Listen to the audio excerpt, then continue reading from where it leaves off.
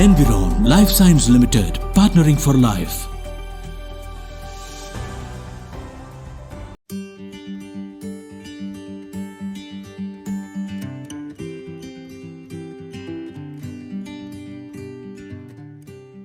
नमस्कार दोस्तों, मैं डॉक्टर विकी जैन हूँ, plastic and cosmetic surgeon, Mumbai में प्रैक्टिस करता हूँ। आज मैं गायनेकोमास्टिया, जिसे मैन बूब्स, मूब्स और आदमी जिसके स्तन बड़े हो चुके होते हैं, उसके बारे में बात करने वाला हूँ। ये बहुत कॉमन क्लिनिकल कंडीशन है, ये कोई बीमारी नहीं है, मगर ये मानसिक तनाव देती है, इसलिए इसके बारे में आज डिस्कशन होने वाला है। गायनेकोमास्टिया क्या होता है? गायनेकोमास्टिया ये क्लिनिकल कंडीशन है जिसमें आदमी होते हैं या फिर एक मर्द है जिसकी छाती के स्तन जो बोलते हैं वो बड़े हो जाते हैं। क्यों? क्योंकि उसमें ग्लैंड का प्रमाण ज्यादा हो जाता है या फिर फैट ज्यादा हो सकता है। हमेशा लोग बोलते हैं ये फैट है, ये कम हो सकता है, जिसे सूडो गायनेकोमास्टिया भी कहते हैं। सूडो गायनेकोमास्टिया एक कंडीशन है जिसमें आपके छाती का फैट बढ़ा हुआ है। ये अधिकतर मोटे लोग होते हैं उनमें देखा जाता है, मगर ये कंफ्यूजन होता है कि सूडो गायनेकोमास्टिया और गायनेकोमास्टिया ट्रीटेबल एक्सरसाइज या फिर डाइट से है, तो इसके बारे में मैं आगे बात भी करने वाला हूं। तो सूडो गायनेकोमास्टिया में फैट ज्यादा है, मगर ये रेजिस्टेंट फैट होता है, ये आराम से जाता नहीं। आप डाइट और एक्सरसाइज करेंगे तो ये आराम से जाएगा नहीं, इसके लिए सर्जरी 99% ऑप्शन रहता है। मैंने बहुत सारे पेशेंट्स देखे हैं जिनको सूडो गायनेकोमास्टिया है, जिन्होंने कोशिश की है डाइट और एक्सरसाइज से कम करने के लिए, मगर ये कम हुआ नहीं है। आपको लूज टी शर्ट पहनना पड़ता है, ये सब तकलीफें दे सकती है। और कभी कभी आपके डेली रूटीन वर्क में जो आपका डेली काम है और या फिर पढ़ाई में दिक्कत हो रही है, आप कंटिन्यूसली इसके बारे में सोच रहे हो, तो यस, ये एक सीरियस प्रॉब्लम है। अब प्रश्न आता है, ये सीरियस प्रॉब्लम है कि नहीं? ये सीरियस प्रॉब्लम नहीं है, मगर अगर आपको ये मानसिक तनाव दे रहा है, इसके कारण आप सोशल गैदरिंग जो शादी है या फिर मेहमानों को मिलना है वो अवॉइड कर रहे हो, टी शर्ट पहन नहीं पा रहे हो, आपको लेयर्ड क्लोथिंग पहनना है। अभी ये गायनेकोमास्टिया क्या होता है? गायनेकोमास्टिया आपका स्किन है, जैसे मैं दिखा रहा हूं, और आपका मसल है, उसके बीच में चर्बी और ग्लैंड ज्यादा हो गए। तो ये कोई जानलेवा बीमारी तो नहीं है, क्योंकि ये आपके ऊपर ही ऊपर है। जैसे चर्बी की गांठ रहती है, वैसे ही ये ऊपर ही ऊपर आपका गांठ है, तो घबराने वाली बात नहीं है। इसमें कैंसर का कोई चांस नहीं है। कैंसर उतना ही चांस है जिसको गायनेकोमास्टिया नहीं है और जिसको गायनेकोमास्टिया है, दोनों में उतना ही चांस रहता है कैंसर का। मेल ब्रेस्ट कैंसर बहुत बहुत अनकॉमन है। लोग पूछते हैं इसका कारण क्या है, तो इसका कारण अभी तक इडियोपैथिक बोलते हैं, इडियोपैथिक, जिसका कारण कोई पता चला नहीं है। कोई पेशेंट्स में पैथोलॉजिकल प्रॉब्लम होता है। पैथोलॉजिकल मतलब आपका कोई किडनी का प्रॉब्लम है, आपका लिवर का प्रॉब्लम है, थायराइड की प्रॉब्लम है, और आप कोई मेडिसिन ले रहे हो। तो कोई मेडिसिन ले रहे हो तो सबसे बेस्ट बात है, मेडिसिन अगर आप बंद कर दोगे तो उसके कारण ये रिवर्स हो जाता है, तो नॉर्मल स्तन हो जाते हैं। तो फर्स्ट आपको, मैं नॉर्मली पेशेंट को हमेशा पूछता हूँ कि आपका कोई मेडिसिन चालू है, एंड वो मेडिसिन अगर वो प्रोफाइल में बैठता है तो उसके कारण गायनेकोमास्टिया, आप मेडिसिन स्टॉप कर दीजिए, आपका गायनेकोमास्टिया रिवर्स हो जाएगा। दूसरी बात, पेशेंट मुझे पूछते हैं कि नॉर्मली मेरा एक स्तन छोटा है, एक स्तन बड़ा है, और ये समानता रहती है कि नहीं रहती है? मैं आपको कहना चाहूंगा, अगर आप बॉडी को दो पार्ट में डिवाइड कर दिया तो ये आंख और ये आंख, ये कान और ये कान हमेशा सेम नहीं रहते। जैसे आपके स्तनों में भी असमानता रहती है, तो घबराने वाली बात नहीं है, सिमेट्री कभी भी नहीं रहती है। मुझे पूछेंगे इसकी परेशानी क्या रहती है, इमोशनल प्रॉब्लम्स क्या है? इमोशनल प्रॉब्लम ये है कि इंसान ये दलदल की तरह धंसते जाता है, इसके बारे में सोचते रहता है, उसे गिल्टी फील होता है, उसको खुद पे घिन आती है कि भाई मुझे ये तकलीफ क्यों हुई है, और शर्म आती है, और इसके कारण क्या होता है, वो अपना नॉर्मल जीवन या दिनचर्या बराबर से निकाल नहीं पाता, वो कंटिन्यूसली सोचते रहता है इसके बारे में। तो इसके काम पे भी अफेक्ट होता है, इसके कॉन्फिडेंस पे भी अफेक्ट होता है, और अनईजीनेस जो बोलते हैं ना कि मुझे सही नहीं लग रहा, वो तकलीफ बहुत कॉमन है गायनेकोमास्टिया के पेशेंट्स में। तो इसलिए यही प्रॉब्लम देता है, इसीलिए ये पेशेंट्स ऑपरेशन कराते हैं।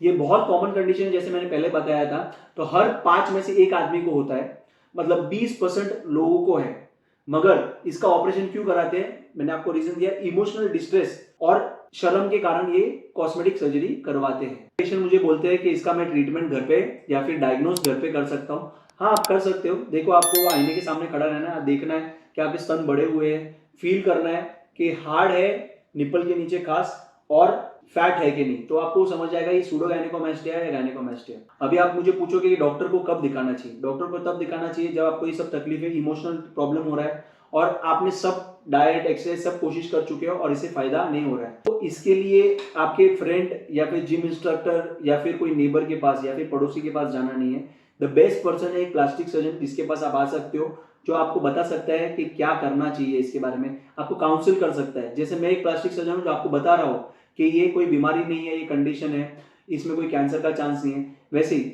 जिम इंस्ट्रक्टर आपको कोई दवाई दे देंगे या फिर आपको पड़ोसी आपको दवाई सजेस्ट कर देंगे, वो हार्मोनल ट्रीटमेंट हो सकता है, आपको पता भी नहीं रहेगा और उसके कारण आपकी बॉडी में बहुत सारी चीज़ें, अगर आप वो ट्रीटमेंट ले रहे हो तो बहुत सारी चीज़ें बदलाव हो सकती है। जैसे हेयर लॉस है, आपका लिबिडो जो सेक्स ड्राइव है वो भी कम हो सकता है। इसलिए मैं बोलता हूँ बेस्ट पर्सन है इसके लिए एक प्लास्टिक सर्जन। और अगर आपको दवाइयाँ लेनी है तो आप एंडोक्राइनोलॉजिस्ट के पास जा सकते हो। इमोशनल इशू, इंसान टी शर्ट नहीं पहन सकता, टी शर्ट निकालने के टाइम दिक्कत होती है उसको लोगों के सामने, लूज टी शर्ट पहनना पड़ता है, आपको जानबूझ के लेयर्ड क्लोथिंग पहनना पड़ता है, एक बनियान पहनना पड़ता है, उसके ऊपर एक टाइट और टी शर्ट पहनना पड़ता है और उसके ऊपर टी शर्ट या शर्ट पहनना होता है। लेयर्ड क्लोथिंग मतलब आपको एक ये पहनना पड़ सकता है, एक सूट पहनना पड़ सकता है, जैकेट पहनते हो आप। दूसरी बात, नॉर्मली लोग 2 पॉकेट्स वाली टी शर्ट पहनते हैं या शर्ट पहनते हैं जिसमें आपका ये स्तन का शेप दिखता नहीं है। खासकर कोविड के बाद सोशल मीडिया का प्रेजेंस अपने लाइफ में बहुत सारे लोगों की लाइफ में बढ़ चुका है, तो अच्छा दिखना बहुत एक बेसिक नेसेसिटी हो गई है। अगर किधर भी अच्छा नहीं दिख रहा है तो आप उसका मानसिक तनाव देता है। लोग बहुत सारे लोग अपनी अच्छी चीजें बताते हैं और आप उधर ही आपकी लाइफ में आप पीछे रह जाते हो, तो आपको बहुत कॉन्फिडेंस डाउन होता है। इसलिए गायनेकोमास्टिया भी एक चीज है जिसके कारण आपको लगता है कि भाई मैं पीछे रह गया हूँ, तो उसके कारण लोग बाहर आ नहीं सकते, इसलिए इसका ट्रीटमेंट करवाते हैं। कंसल्टेशन के लिए डॉक्टर के पास आओगे तो डॉक्टर आपको क्या बताएगा? डॉक्टर आपको एग्जामिन करेगा, चेस्ट चेक करेगा, बताएगा ये गायनेकोमास्टिया है, सूडो गायनेकोमास्टिया है, आपको ब्लड टेस्ट बताएगा, इसकी सर्जरी लग रही है कि नहीं लग रही है, आप क्या कर सकते हो, सर्जरी में क्या होता है, लाइपोसक्शन, ग्लैंड रिमूवल क्या करते हैं वो आपको बताया जाएगा। लगा कि हार्मोनल प्रॉब्लम है तो हार्मोनल का इवैल्यूएशन होगा और कभी कभी अल्ट्रासाउंड भी करते हैं कंफर्म करने के लिए गायनेकोमास्टिया ही है। पेनफुल गायनेकोमास्टिया क्या होता है? पेनफुल गायनेकोमास्टिया मींस आपके निप्पल पे दबाने पे दर्द हो रहा है या फिर निप्पल ओवर सेंसिटिव हो गए, आपका टी शर्ट है बार बार उस पर घिसता है, इसलिए आपको ओवर सेंसिटिव गायनेकोमास्टिया हो सकता है। और मैं बताना चाहूंगा डाइट और एक्सरसाइज कैसे मदद नहीं करते। डाइट करोगे तो ओवरऑल फैट कम होगा और उसके कारण आपका ये मैन बूब्स गायनेकोमास्टिया और ज्यादा दिखता है, बिकॉज इधर का फैट रेजिस्टेंट होता है। और दूसरी बात, एक्सरसाइज जब करते हो तो एक्सरसाइज के कारण आपके जो मसल्स पीछे है वो एक्सरसाइज के कारण और फूल के आते हैं, उसके कारण आपका ग्लैंड और पुश होता है आगे और उसके कारण ये ऑब्वियसली गायनेकोमास्टिया दिखता है। ग्रेड्स ऑफ गायनेकोमास्टिया होते हैं 1, 2, 3, 4। 1 होता है जिसको पफी निप्पल है, 2 है कि आपका मॉडरेट एनलार्जमेंट है ग्लैंड का और एक्सेस स्किन नहीं है, 3 है कि आपका ग्लैंड मॉडरेट एनलार्जमेंट और एक्सेस स्किन है और 4 है एकदम फीमेल लाइक ब्रेस्ट। सबका ट्रीटमेंट अवेलेबल है, आपको घबराने वाली बात कोई भी नहीं है।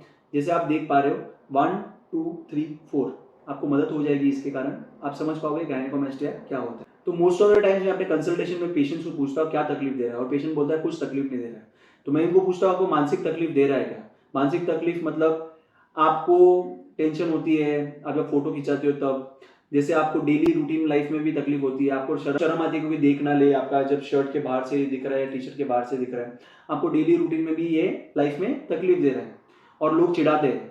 जैसे आप अपने फ्रेंड्स को बता दिए तो फ्रेंड्स आपको नोटिस करेंगे और आपको चिढ़ाएंगे, आपके पेरेंट्स समझ नहीं पा रहे। तो ये साइकोलॉजिकल इवैल्यूएशन, जो मानसिक इवैल्यूएशन है आपका, बहुत इंपॉर्टेंट है। ये मैं हमेशा अपनी कंसल्टेशन में करता हूँ और मैं बताता हूँ कि भाई ये नॉर्मल है, कोई प्रॉब्लम नहीं है और इसमें ट्रीटमेंट अवेलेबल है। ट्रीट कर सकता हूँ, मैं नहीं कर सकता हूँ, ये आप कोशिश कर सकते हो डाइट एंड एक्सरसाइज से। 90% टाइम्स नहीं होता है बट 10% टाइम्स अगर आप लकी हुए, आपका बॉडी ने आपका साथ दिया तो हो सकता है। दूसरी बात, आप मेरे को बोलेगा आइडियल एज क्या है इसका ट्रीटमेंट का? ये आइडियल एज है इसका 18 साल और उसके ऊपर ही इसका सर्जरी होता है। मगर इसके लिए ऑप्शनल भी होता है कि अगर कोई बच्चा है जो पढ़ाई कर रहा है और उसका पढ़ाई में मन नहीं लग रहा, बच्चे उसको चिढ़ा रहे हैं और उसको बहुत तकलीफ हो रही है, डिप्रेशन में जा रहा है, तो यस इसका ट्रीटमेंट करना चाहिए।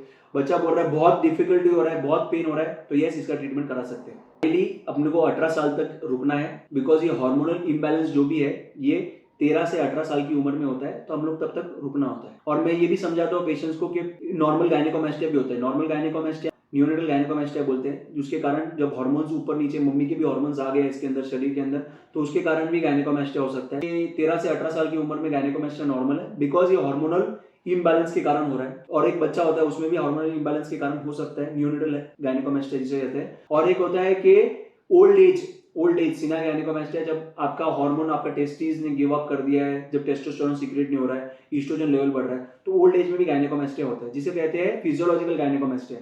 तो घबराने वाली बात नहीं है, वो अपना टाइम से चला जाता है। अगर वो परसिस्टेंट होता है तो हाँ, उसका ट्रीटमेंट करना चाहिए। इसमें मैं बोलता हूँ 18 साल की उम्र के बाद ही इसका ट्रीटमेंट कराते हैं। सर्जरी क्या होती है? सर्जरी होती है लाइपोसक्शन मतलब जो एक्स्ट्रा फैट है वो निकाला जाता है, और ग्लैंड रिमूवल मींस जो कड़क पार्ट लाइपोसक्शन के बाद रह गया है, जो ऑब्वियसली निपल के नीचे, वो निकाला जाता है। तो ओवरऑल ये सेफ सर्जरी होती है।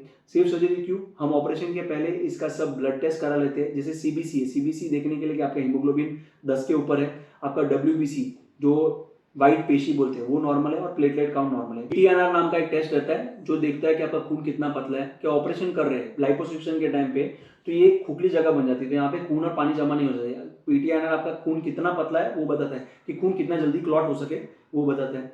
एक ट्रिपल एच होता है, HIV, HBCG, HCV, हर एक ऑपरेशन के पहले किया ही जाता है। बाद में सम क्रिएटिनिन करके एक चीज रहती है जो ब्लड टेस्ट होती है, जो किडनी का फंक्शन बताती है। बहुत सारी दवाइयाँ जो दी जाती है एनेस्थीसिया की, नॉर्मली किडनी से निकलती है। तो ये सेफ रखने के लिए, एनेस्थीसिया में हो रहा है तो आपका देखने के लिए किडनी फंक्शन नॉर्मल है, तो उसके लिए किडनी फंक्शन टेस्ट करते हैं। एक RBS करते हैं, रैंडम ब्लड शुगर पे। डायबिटीज बहुत कॉमन हो गया है, डायबिटीज इसको भी हो सकता है। एक ECG करते हैं। ECG मतलब आपको हार्ट प्रॉब्लम नहीं है, बिकॉज आज के जमाने में हार्ट का इश्यूज किसी को भी हो सकता है, ये भी आपको जानना है। और एक एक्सरे चेस्ट करते हैं, एक्सरे चेस्ट कि हार्ट की छाती की अबनॉर्मलिटी देखने के लिए। तो ओवरऑल इसको एकदम मेक श्योर करते हैं कि एकदम सेफ रहे, कोई प्रॉब्लम ना हो। उसके बाद ही ये डिसाइड किया जाता है सर्जरी करनी है। सर्जरी क्या करता हूँ मैं? लाइपोसक्शन और ग्लैंड रिमूवल जैसे मैंने आपको बताया, तो 2 कट, छोटे कट यहाँ पे लेता हूँ और 2 छोटे कट यहाँ पे लेता हूँ। यहाँ से मैं पूरा लाइपोसक्शन करता हूँ और यहाँ से ग्लैंड रिमूवल करता हूँ। इसको मैं स्टिच कर देता हूँ, इसको मैं स्टिच नहीं करता हूँ, जानबूझ के खुला रखता हूँ। बाय एनी चांस खून या पानी जमा हो गया तो मैं यहाँ से दबा के पूरा यहाँ तक, ये होल जो खुले है वहां से खून निकाल सकता हूँ। तो फर्स्ट 24 to 48 आवर्स में, जब आप आ रहे हो 48 आवर्स के बाद मेरे पास ट्रीटमेंट के लिए, खून जमा होने का चांसेस सबसे ज्यादा रहता है।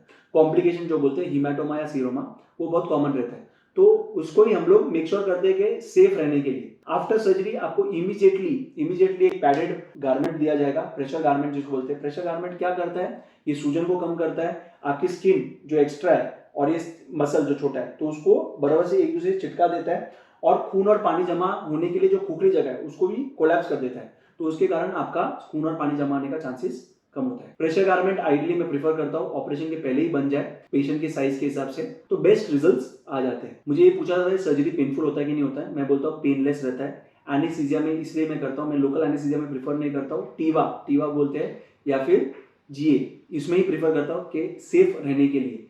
क्योंकि जब आप जगे हुए रहेंगे, लोकल एनेस्थीसिया में होगा तो बीपी बढ़ने का चांस रहता है, आपका ब्लीडिंग का चांस रहता है। तो बेटर है कि हम लोग एकदम सेफली ये सर्जरी की है। बहुत कॉमन क्वेश्चन है, ऑपरेशन के बाद क्या करना है? ऑपरेशन के बाद भाई आपको प्रेशर गारमेंट पहन के रखना है।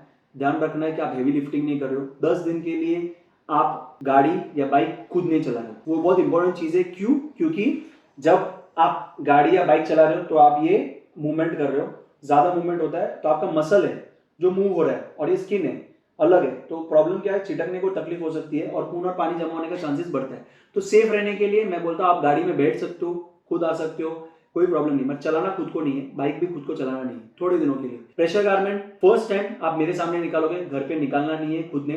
3rd या 4th डे पे आपको आना है मुझे दिखाने के लिए, तो प्रेशर गारमेंट मैं आपको दिखा दूंगा कैसे निकालना है। मैं आपको ड्रेसिंग सिखा दूंगा। आप मेरे क्लिनिक में एक बहुत बड़ा आईना है जिसमें आप खुद को देख सकते हो कि भाई ये मैं ठीक दिख रहा हूँ, कोई प्रॉब्लम नहीं है। और मैं ड्रेसिंग सिखा देता हूँ, आपको ऑल्टरनेटिव ड्रेसिंग करना है। नहाना आप 10 से 12 दिन के बाद नहा सकते हो, वो कोई प्रॉब्लम नहीं है। आप नॉर्मली वेट स्पॉन्जिंग से क्लीन कर सकते हो, स्पंज से, और इसके नीचे तो नहा ही सकते हो, कोई प्रॉब्लम नहीं है। छाती के नीचे का हिस्सा आप नहा सकते हो, उसमें कोई प्रॉब्लम नहीं है। कॉमन क्वेश्चन रहता है कि मैं एक्सरसाइज कब से चालू कर सकता हूँ? मैं बोलता हूँ 4 वीक्स के बाद धीरे धीरे आप वजन, अगर वेट उठाते हो धीरे धीरे, पहले 1 किलो उठाइए, 2 किलो उठाइए, 5 किलो, धीरे धीरे आप ग्रेड कर सकते हो आपके एक्सरसाइजेस को। मगर एक इंपॉर्टेंट चीज है, आपको प्रेशर गारमेंट निकालना नहीं है, 24 घंटे पहन के रखना है एटलीस्ट फॉर 4 वीक्स। वो मेक श्योर करेगा कि बेस्ट पॉसिबल रिजल्ट्स आए। यही हमारा मोटिव है कि बेस्ट पॉसिबल रिजल्ट्स, बिकॉज ये कॉस्मेटिक प्रोसीजर है। आपका कॉन्फिडेंस सुप्रीम हो जाता है, जो अनइजीनेस जो आपको फील हो रही है वो चला जाता है। आप टी-शर्ट पहन सकते हो दिक्कत से, कॉन्फिडेंस, मैं आपको क्लियर कट बोल रहा हूँ, बहुत बढ़िया हो जाता है। आफ्टर 15 डेज जब आप मेरे पास आते हो तो मैं आपको क्रीम्स है, सिलिकॉन टेप है, वो सब बताता हूँ कैसे यूज करना है। कि दाग को कम से कम रखना है। दाग जो पेशेंट को बहुत दिमाग में रहता है कि दाग कैसा दिखेगा, दाग आइडियली दिखता नहीं है, छुप जाता है, मगर उसको कम से कम रखने के लिए भी मैं सिलिकॉन शीट्स और क्रीम्स देता हूँ, जिसके कारण एकदम नॉर्मल दिखता है। और मैं मुंबई प्रैक्टिस करता हूँ। मैस्टिक के बारे में कोई भी क्वेरीज हो, आप नीचे दिए हुए नंबर पे व्हाट्सएप कर सकते हो। एंड ऐसी सब प्लास्टिक सर्जरी के बारे में चीजें जानने के लिए प्लीज लाइक कीजिए, सब्सक्राइब कीजिए, शेयर कीजिए। Thank you.